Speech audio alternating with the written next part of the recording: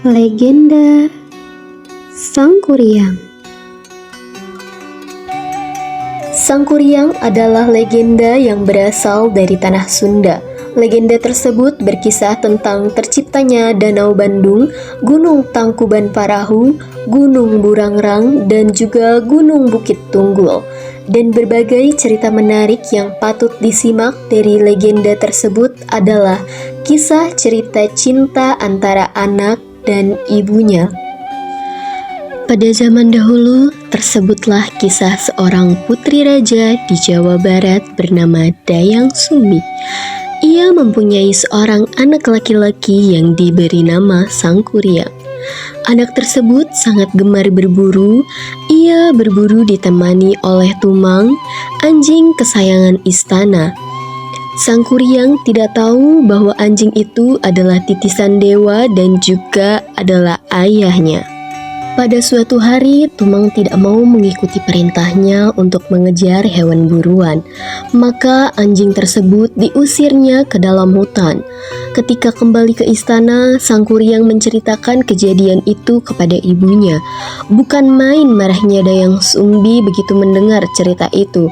Tanpa sengaja, ia memukul kepala Sangkuriang dengan sendok nasi yang dipegangnya.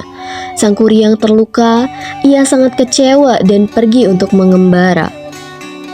Setelah kejadian itu, Dayang Sumbi sangat menyesali dirinya. Ia selalu berdoa dan sangat tekun bertapa. Pada suatu ketika, para dewa memberinya sebuah hadiah. Ia akan selamanya muda dan memiliki kecantikan yang abadi. Setelah bertahun-tahun mengembara, Sangkuriang akhirnya berniat untuk kembali ke tanah airnya. Sesampainya di sana, kerajaan itu sudah berubah total.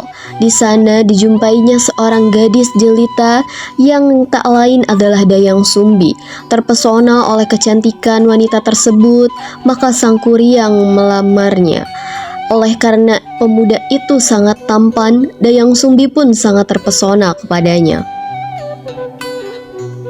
Pada suatu hari, Sangkuriang meminta pamit untuk berburu. Ia minta tolong kepada Dayang Sumbi untuk merapikan ikat kepalanya. Alangkah terkejutnya Dayang Sumbi ketika melihat bekas luka di kepala calon suaminya. Luka itu persis seperti luka anaknya yang telah pergi merantau. Setelah lama diperhatikannya, ternyata wajah pemuda itu sangat mirip dengan wajah anaknya. Ia menjadi sangat ketakutan. Maka kemudian ia mencari daya untuk menggagalkan proses peminangan itu. Ia mengajukan dua buah syarat. Yang pertama, ia meminta pemuda itu untuk membendung Sungai Citarum. Dan kedua, ia meminta Sangkuriang untuk membuat sampan besar yang berguna untuk menyeberangi sungai itu. Kedua syarat itu harus sudah dipenuhi sebelum fajar menyingsing. Malam itu Sangkuriang melakukan tapa. Dengan kesaktiannya, ia mengerahkan makhluk-makhluk gaib untuk menyelesaikan pekerjaan itu. Dayang Sumbi pun diam-diam mengintip pekerjaan tersebut. Begitu pekerjaan itu hampir selesai, Dayang Sumbi memerintahkan pasukannya untuk menggelar kain sutra merah di sebelah timur kota.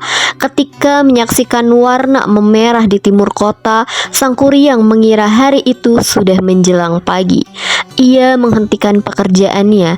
Ia sangat marah. Oleh karena itu, berarti ia tidak dapat memenuhi syarat yang diminta oleh Dayang Sumbi.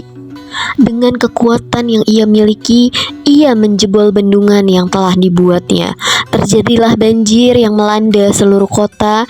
Ia pun kemudian menendang sampan besar yang sudah dibuatnya. Sampan itu melayang dan jatuh menjadi sebuah gunung yang bernama Tangkuban Parahu. Dari sampan yang terbalik, akhirnya kita mengenal sekarang Gunung Tangkuban Parahu.